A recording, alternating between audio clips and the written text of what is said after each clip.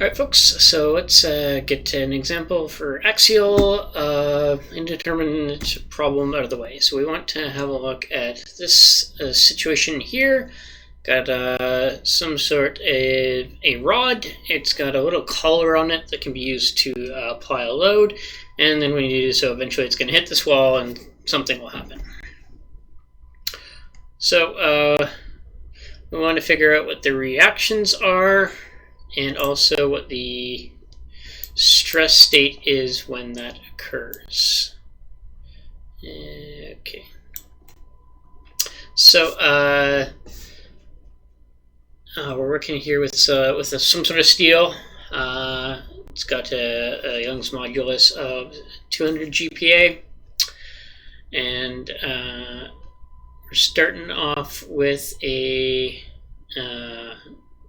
10 millimeter rod, 10 millimeter diameter rod. From end to end, it's 1.2 meters. It's got this collar here is located 400 millimeters from the fixed end of the rod. We also got a 1 millimeter hole in the rod that's drilled, and we want to see how that affects the stress state as well, based upon your stress concentrations. So we know that we can't solve this statically because we only got the two unknowns. We got the two unknowns, and we only realistically have one equation of equilibrium we can work with, because we've got no forces in the y direction, so it doesn't matter. The only forces are acting in line with the reaction. Yeah, all the forces are acting in line with one another, so there's no moments to be generated as well. So we just got the one equation, two unknowns. Can't solve that, so we gotta do something other than just equilibrium. So we'll be working with our compatibility condition. So we know that when it hits the wall, it's going to stop. So we know that its maximum deflection is going to be 0.2 millimeters. So we can just draw a free body diagram of the rod itself. Relatively simple. Like I said, got three forces here. The one applied one, and we got the two reactions. I know I sometimes default to having unknowns in the positive x direction, but in this case we know it's going to be pushing back, so I put them in the direction they're supposed to be, that they're going to end up being. So anyways, assumption here, we're going to assume that the collar size is negligible. So basically, it's small enough that the load can be applied there, but it's not going to affect the overall the difference in the stress between here and here isn't going to affect the overall displacement. And we're also going to say that the hole is small enough that it's going to have a negligible impact on the overall strain. Because if you put a hole in something and you're squeezing that thing, if the hole's big enough, it's going to reduce the cross-sectional area in that point. So locally, that is going to cause more deformation than you would have otherwise seen. But if you have a small enough hole, then that effect will be relatively blunted.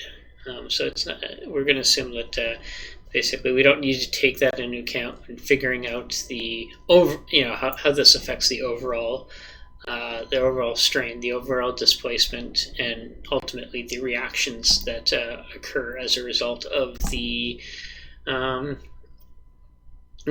force applied. So we do have the one equation. Sum of the forces in the x direction is equal to 0, so we can use that to basically solve for one of the unknowns in terms of the other. So I just solved for what our FA is in terms of FB and the 20 kilonewton force that's applied. So in order to, like I said, we can't just rely upon our equilibrium conditions here to solve this, so we need to break it up. So we're going to break it up into kind of two sections here. Two sections of the bar. So you're going to have one section of the bar here that's under tension between A and B, and another section of the bar here between B and D that's going to be under compression. And we know that the tension in the bar is going to be equal to FA, and the compression in the other side of the bar is going to be equal to negative FB.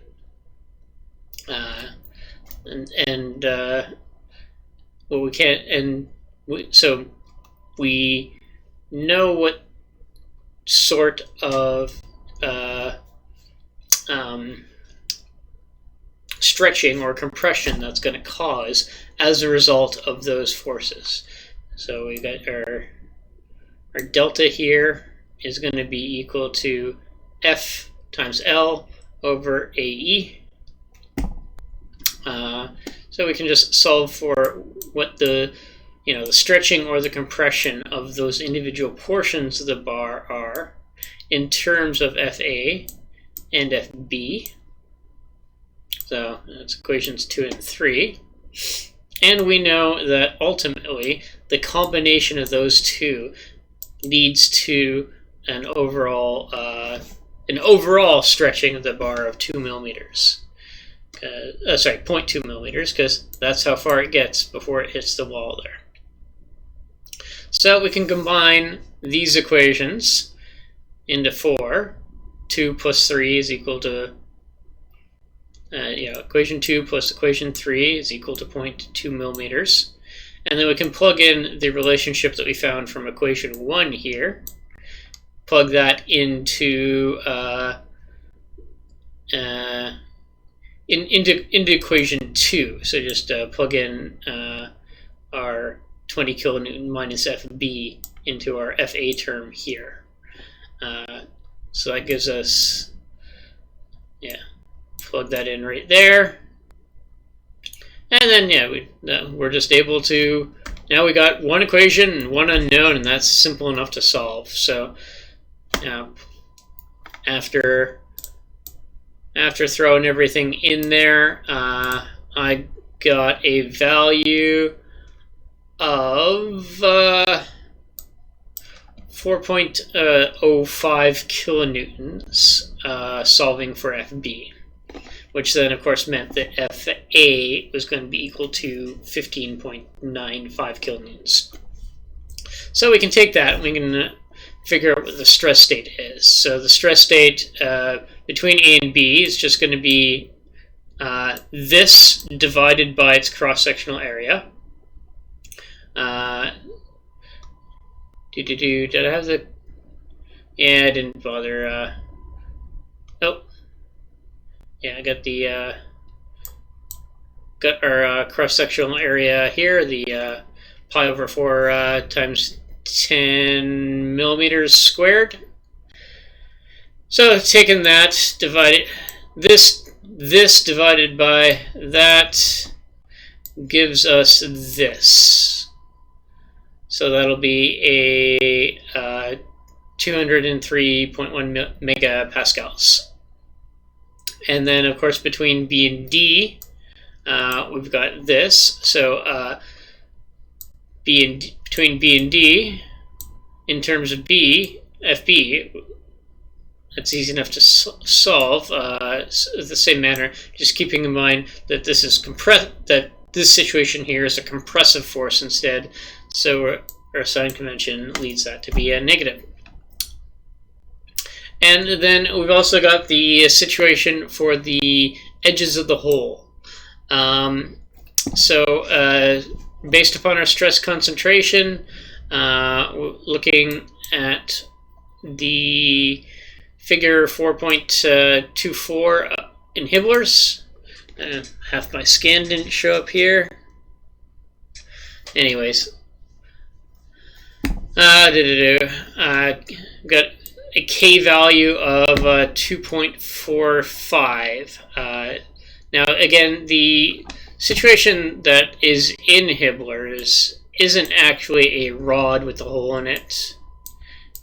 It's just a plate with a hole in it. So, that's a rough approximation. Unfortunately, Hibbler's doesn't have stress concentration factors for a rod with a hole in it. But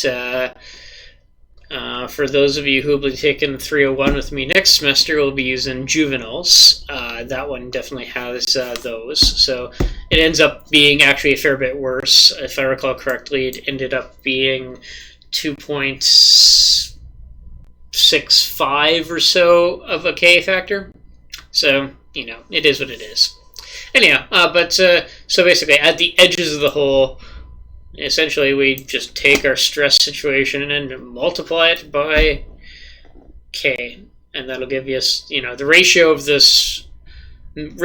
the maximum stress to the nominal stress. So we solve for the nominal stress here, and this gives us the maximum stress at the corner just by multiplying that out. And that is that for this example.